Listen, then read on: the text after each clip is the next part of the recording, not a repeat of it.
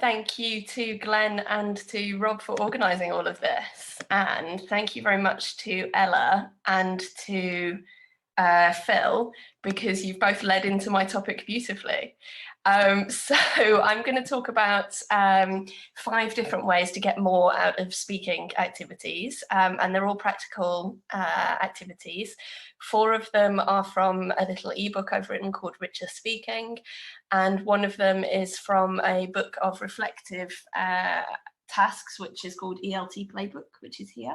And at the end, I'll show you how you can get hold of those if you would like more ideas. So this is just a snapshot of them.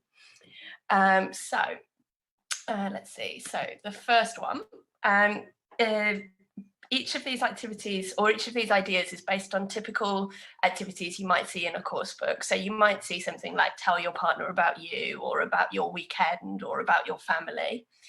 And in this kind of activity, sometimes the students have no idea what to talk about. They might talk for a few seconds and then they're done, or one person will really dominate. So here's an idea to help the students get more out of this kind of activity. So they start off by thinking, what do I want to know? They write down 3 questions. They look at the task, what 3 things do I want to know about my partner? Then they compare that list of questions to somebody else's and add 2 more to their own list. And then they speak to the partner, but they don't actually use the questions. They don't ask and answer the questions.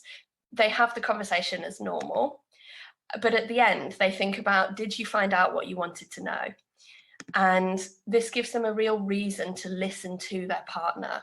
So they're not just monologuing, and they're likely to say a lot more because they've thought about possible topics that could be within their conversation. This is particularly important for those students who just drift off when anybody else is speaking. They're just waiting for their turn. So this is just one of 3 ideas for having a reason to listen from the Richer Speaking book.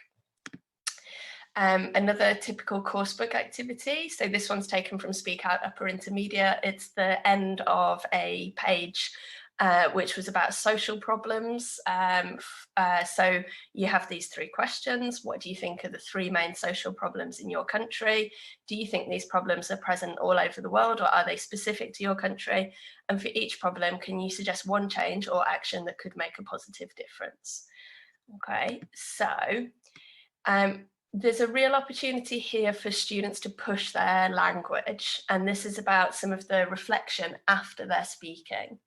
So they have a go at the activity, and then afterwards they list the kind of language that they've used. So what tenses do they remember using? Did they use any conditionals or modal verbs or relative clauses? Maybe they can look back in their book at things that you've introduced to them recently. Do they remember any particular phrases or collocations that they used to push themselves? Was their intonation very flat, or did they use a range of intonation? Did they use stress to emphasize words within a sentence, for example? And then they consider what else they could use.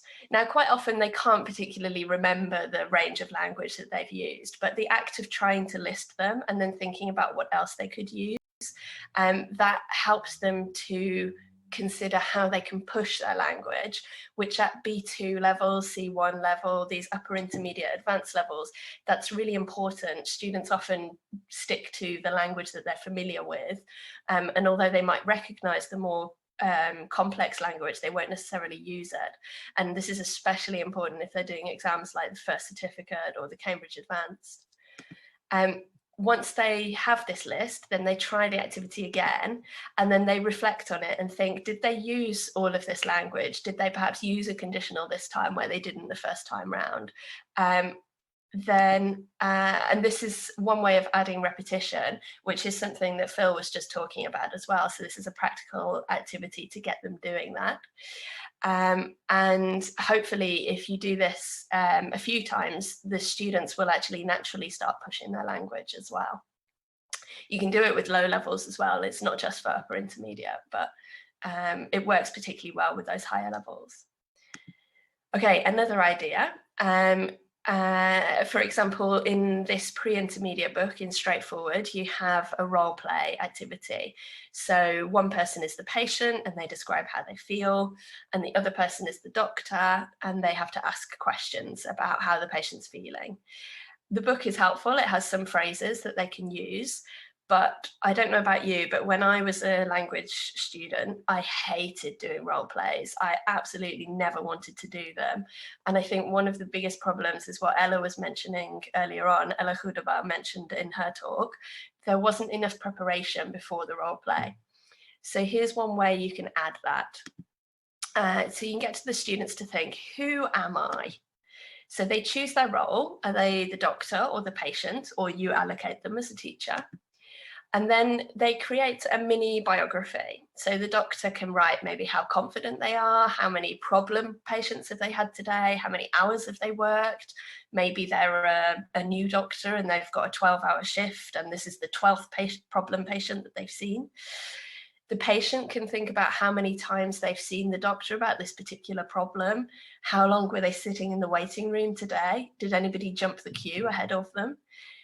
Both the doctor and the patient can think about how do they feel? Are they happy, angry, sad, hungry, tired?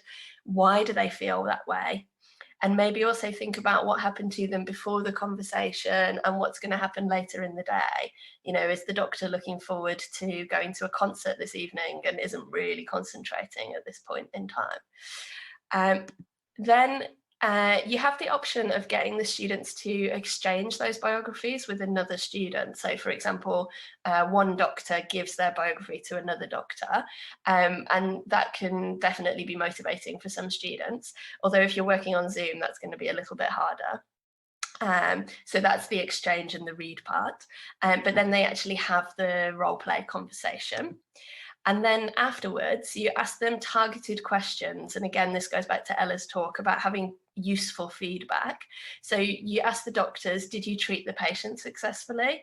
And you ask the patients, did you get the treatment you wanted? And the students will naturally talk about what came out of having these roles or the biographies. So the doctor maybe didn't treat the patient successfully because they weren't focusing on the consultation, or the patient is very frustrated now because the doctor is so inexperienced, for example.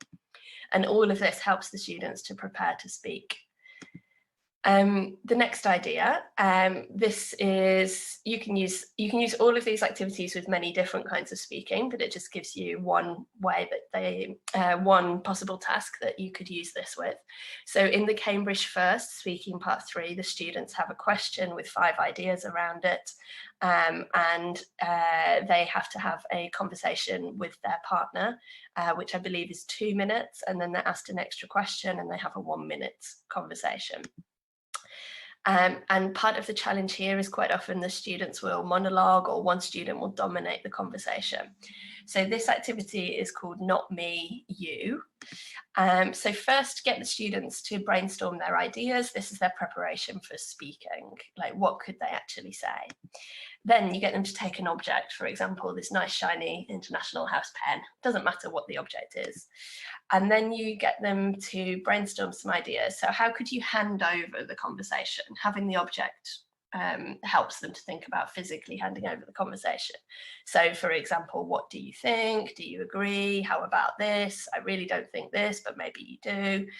And then you get the students to have the conversation and pass on the object.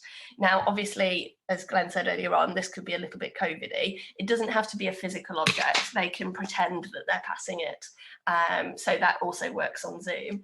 And the aim is to not be the last person speaking. So when the teacher says stop, you do not want to be the person speaking at that point in time. So this encourages the students to take it in turns more. And it's funny at the end when you ask them who lost, who was the last person speaking. So this helps the students to extend their conversation because they have to ask questions to hand over to the other person, getting up to that magic 2 minutes. The last thing that I'll show you is a reflection thing. This is more for teachers than the students.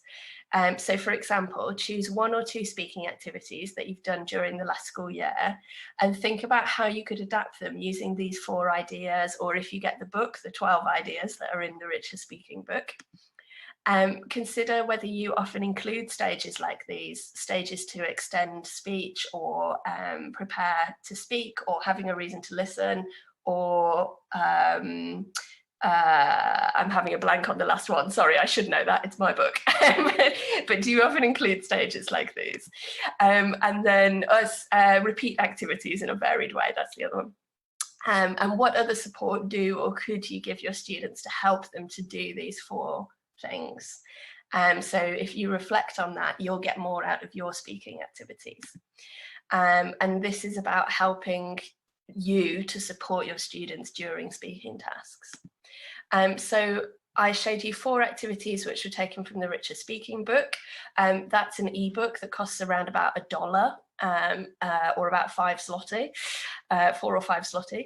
And the last activity is taken from ELT Playbook 1, which is nice and short like this. And that costs £10 in the paperback version or £5 in the ebook version. And there's actually a discount code until the 5th of October 2020, TB33T. And the link to all of that is on my blog. I've just published that post, so you can see the link there, and I'll post it in the chat in a moment. So thank you very much. That's the end of my talk.